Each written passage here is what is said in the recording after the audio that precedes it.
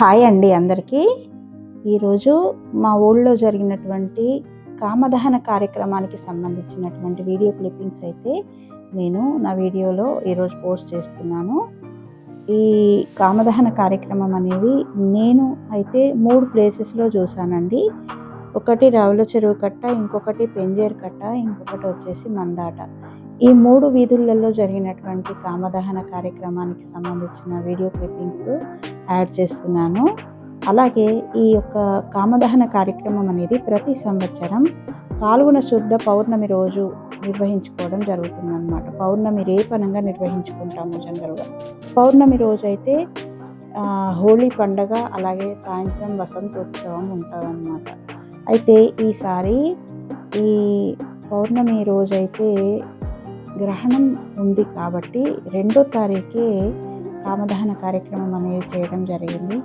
దీనికోసం అయితే ముందుగా అయ్యగారు మంత్రోచ్చారణలతోటి పూజా కార్యక్రమాలు నిర్వహించి మరి పెరుగన్నము, అలాగే చల్ల మజ్జిగ ఇలాంటివి సమర్పించడం జరుగుతుంది.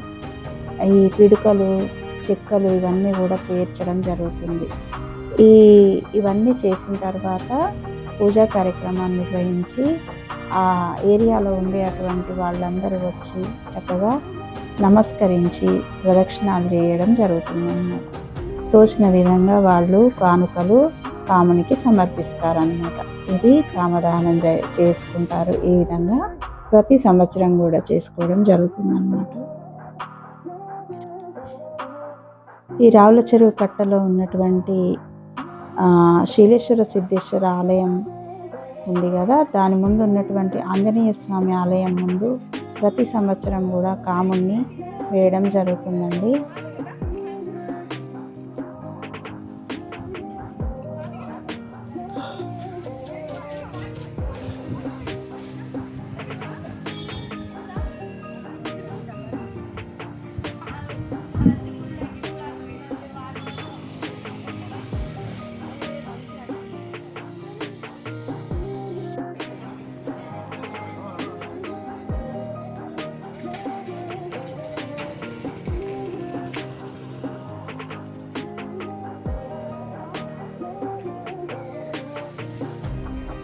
ఇదిగోండి, ఇది మీరు చూస్తున్నటువంటిది పెంజేరు కట్టల వీధిలో జరిగినటువంటి కామదహనం అన్నమాట. పెంజేరు కట్టలో హనుమాన్ దేవాలయం ఉంది చూసారా. ఈ హనుమాన్ దేవాలయం ముందు ప్రతి సంవత్సరం నా చిన్నప్పటి నుండి చూస్తున్నానండి. ఇక్కడ కూడా కామదహన కార్యక్రమం ఇదే ప్లేస్లో చేయడం జరుగుతుందన్నమాట ప్రతి సంవత్సరం.